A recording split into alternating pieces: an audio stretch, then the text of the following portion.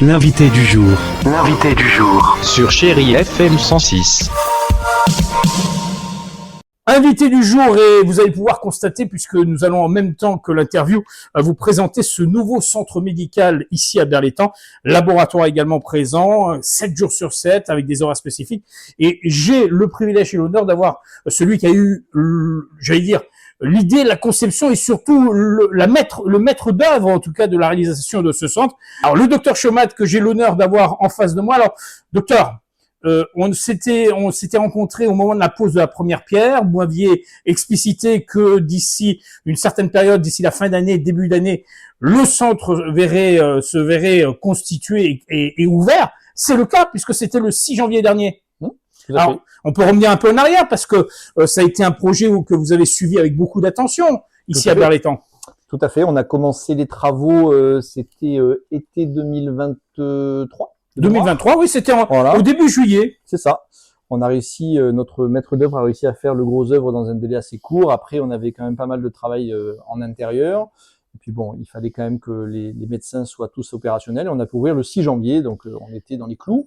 Et on a ouvert, à mon avis, au moment où la ville avait fortement besoin d'un accès à santé, parce que on a vécu une période hivernale un peu difficile, très axée épidémique. Tout à fait. Et la structure a ouvert sur le chapeau de roue avec près de 50 patients dès la première journée. Donc, visiblement un besoin évident et qui ne se tarit pas puisque on a une activité qui est constante tous les jours de la semaine. D'ailleurs, on le constate ici à Berlétan et dans d'autres villes aussi, parce que vous avez mené un combat il y a quelques semaines en arrière où vous avez d'ailleurs fait 10 jours consécutifs de grève pour faire en sorte que les pouvoirs publics se penchent vraiment sur le dossier, parce qu'il y avait une décision qui avait été prise qui n'était peut-être pas la bonne pour la poursuite de l'édification de ce genre de centres médicaux. Tout à fait. En fait, on est soumis à une convention médicale, on est médecin conventionné, et cette convention qui a été modifiée fin 2024 introduit quand même une certaine contrainte sur les consultations de soir et de week-end, qui sont pour moi quelque chose de très important pour l'accès à la santé. Alors certes, on nous dit qu'il faut justifier que le patient a une vraie raison de venir à ce moment-là, ça nous pose aucun problème, mais la règle en elle-même, elle est très floue. Et en gros, on nous fait craindre des demandes de remboursement en fonction de finalement si on a bien fait ou non, avec des règles totalement floues. Donc, on a fait remonter ces informations-là, et comme en parallèle, on nous a fait presque comprendre que notre présence n'était pas forcément indispensable, on a décidé de marquer le coup avec une fermeture le 23 décembre, date du 23 décembre, 23 décembre au 3 janvier, date de l'activation de cette convention. D'accord.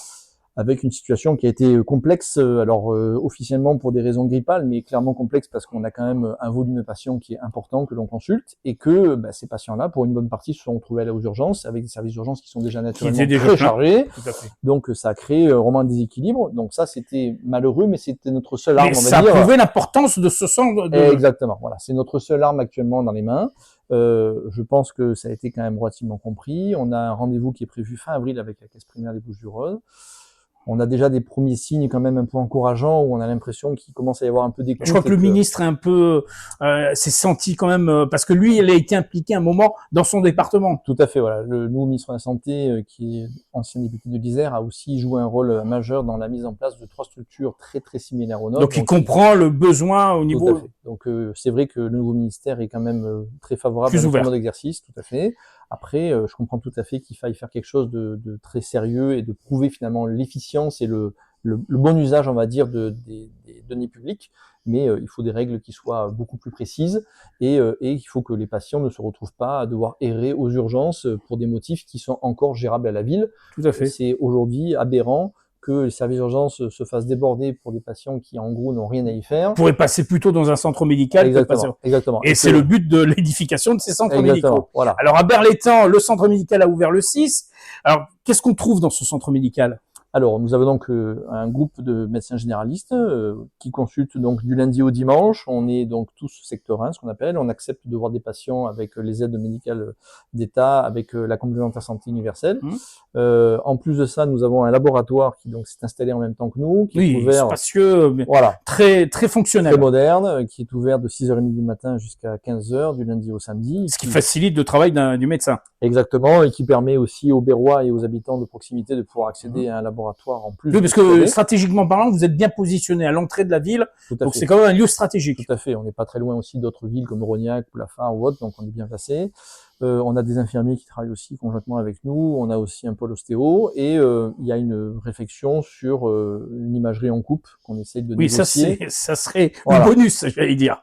Qu'on essaye de négocier avec l'ARS, puisque ça c'est à la main de l'ARS. On en a discuté avec le président de région, qui trouve que l'idée est très bonne, mais bon, après il y a des dossiers administratifs qui prennent du temps. Comment on procède pour venir ici au centre médical? Parce qu'il y a tout un système pour optimiser et pour gagner le temps au maximum, je crois. Tout à fait. Alors en fait, on a plusieurs moyens. On peut donc se présenter spontanément et en fonction du nombre de patients qui est en salle d'attente, on prend donc une demande de consultation au travers d'une borne d'accueil. Et on peut, s'il y a trop de monde, rentrer chez soi et suivre en temps réel sur une application. Sur une application avec un QR code et pour revenir au moment opportun. On a moyen, maintenant on a mis à jour notre site internet. On peut voir aussi directement sur internet le nombre de patients qui est en salle d'attente, et on peut aussi le savoir uniquement avec le numéro de téléphone du cabinet. Donc des personnes qui sont pas très enclins à utiliser internet peuvent savoir juste en appelant le numéro de téléphone avec un système de numéros clés connaître finalement le nombre de patients dans la salle d'attente. Tout est fait pour que un patient, pour qu'un patient n'ait pas à attendre trop longtemps dans une salle d'attente. Mais pour autant, on reste quand même sur un schéma où le patient doit faire l'effort de se déplacer pour demander une consultation. C'est ce qu'on a d'ailleurs fait valoir à la caisse primaire. Ce qui est normal.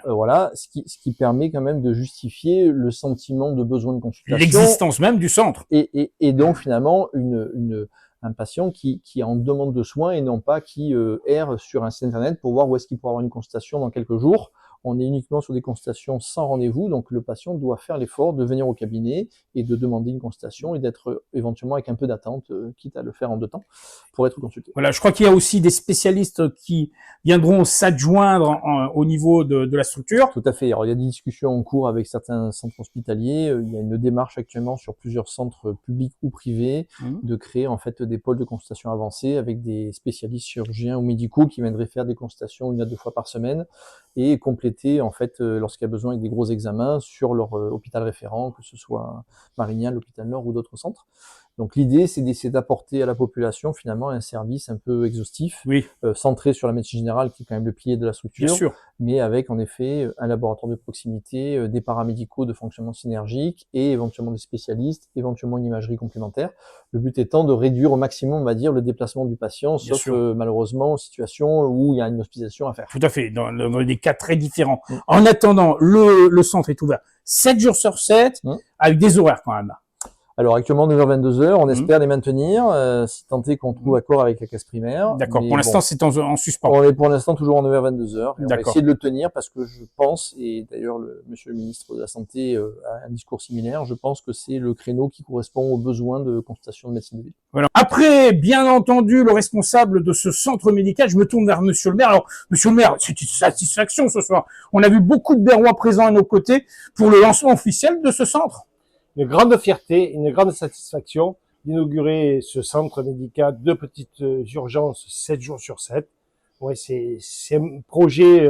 Vous l'aviez rêvé? Oui, je l'ai rêvé et on l'a fait. Tout à fait. Ça, c'était un grand engagement de votre mandature. C'était un engagement de la campagne municipale de 2020. On a constaté qu'il y avait un désert médical à Berlétan. Et on s'est dit, il faut à tout prix faire en sorte que les Berroises et les Berroises puissent accéder à des soins facilement. Et pour cela, on s'est engagé donc pour créer un centre médical. Tout à fait, 7 jours sur 7, de 9h à 22h. Après, bon, peut-être il ouvrira plus longtemps. Tout est bon, des décisions qui pourront être prises dans le futur. Mais en tout cas, pour l'instant, on sait qu'ils sont là. Avec le centre Gabrielis, c'est vraiment, j'allais dire, deux plateformes qui s'offrent aux Berrois. Tout à fait. Puis, je pense que le centre médical où on se trouve aujourd'hui a des projets de développement. Surtout avec la venue de spécialistes. Des spécialistes, puis le fameux un IRM. Voilà. Tout à fait, très attendu. Voilà, un IRM, donc ça pourra peut-être prendre du temps. Bien sûr. Mais je suis très confiant. Avec un avis favorable du président de région. Tout à fait. Donc peut-être ça va un peu accélérer les choses. Accélérer les choses. Et puis à Berlétan, on aura un IRM. Il faudra plus courir à Marseille ou ailleurs pour passer une radio ou un IRM. Avec un laboratoire aussi qui est digne de ce nom, qui est vraiment des ouvertures un peu hors du commun. Tout à fait. Voilà, donc je crois que bon, c'est jamais suffisant, mais c'est un grand pas Tout à fait. pour que les Béroises et les Bérois puissent accéder à ces soins. Et on va continuer, nous, avec le centre Gabrielli, Tout à en fait. sorte d'accueillir d'autres médecins, d'autres complémentaires. infirmières, voilà, Complémentaires. et si on peut des spécialistes. Voilà, en précisant que c'est un lieu stratégique. Hein. On est vraiment un endroit stratégique de la ville. Tout à fait. Ah, Tout à on a fait, un accès c'est direct. En cas de souci, on Oui, peut oui. facilement accéder vers Marseille dans les grands hôpitaux. C'est un lieu de passage, je le disais précédemment au docteur Soto, c'est un lieu de passage, c'est un lieu où les Saint-Chamasséens, les Miramasséens passent le Tout à matin et rentrent le soir pour accéder à l'autoroute. Voilà, donc c'est un emplacement idéal, mais aussi pour les bureaux. Hein, Bien sûr, non, il essentiellement. y a un beau Bien sûr. parking. Enfin, Tout à fait. Tout Facilité est là pour d'accès. faciliter l'accès et les soins. Et la consultation aussi facilitée, Ouais, ouais. avec toute une démarche mise en œuvre. Puis j'ai On a eu l'occasion d'en parler. de bons retours sur les services qui sont rendus. Attendant, monsieur le maire, on se donnera rendez-vous dans quelques temps parce que l'IRM, c'est une chose. Les spécialistes, ça devrait arriver d'ici la fin de l'été. Donc, de bonnes nouvelles en perspective pour ce centre. Tout à fait. Plein d'espoir pour le centre médical de Berlétan.